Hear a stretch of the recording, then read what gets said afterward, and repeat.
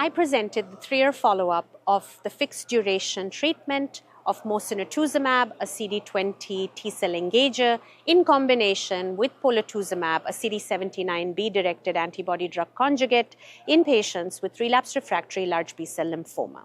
This is a phase 1b study, and initial results, the primary analysis, has already been presented, which showed an exceptional durable efficacy as well as safety profile for the doublet.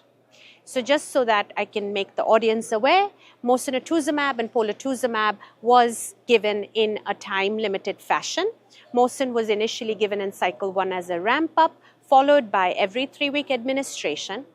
If patients had achieved a complete response after cycle 8, Mosun was stopped, and if they had achieved less than a complete response, they would continue it up to 17 cycles.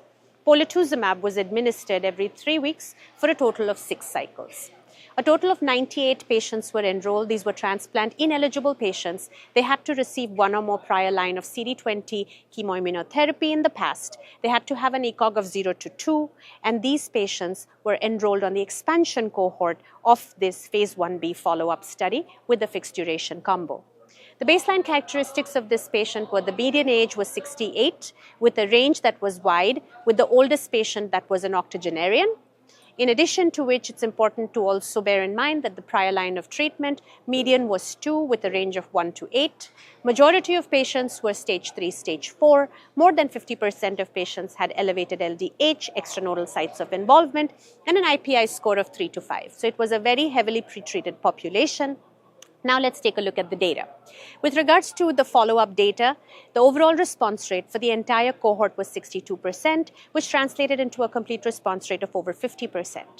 In addition to which, on this study, there were 4 cohorts that were pre-specified and analyzed, namely primary refractory early relapsing, as well as patients who had received prior CAR-T. 36% of patients had actually received prior CAR-T, of which 70% were refractory. So in these 4 cohorts, the overall response rate was absolutely comparable to the overall cohort. In terms of duration of response, was also durable and in the range of 40 months. Now let's look at the progression-free survival and the overall survival data. The 3-year progression-free survival was over 40% for the entire cohort, translating into a 3-year progression-free survival of over 45% translating into a 3-year overall survival of more than 45%.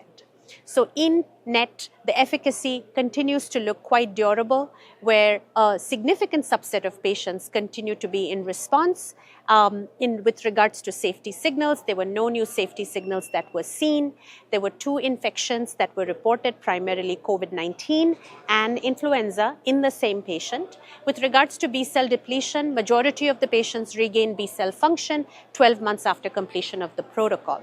So the net is that at the 3-year mark, this combination is a very safe outpatient delivery, absolutely is possible and feasible, extremely efficacious regimen in a transplant-ineligible relapsed refractory diffuse large B-cell lymphoma population.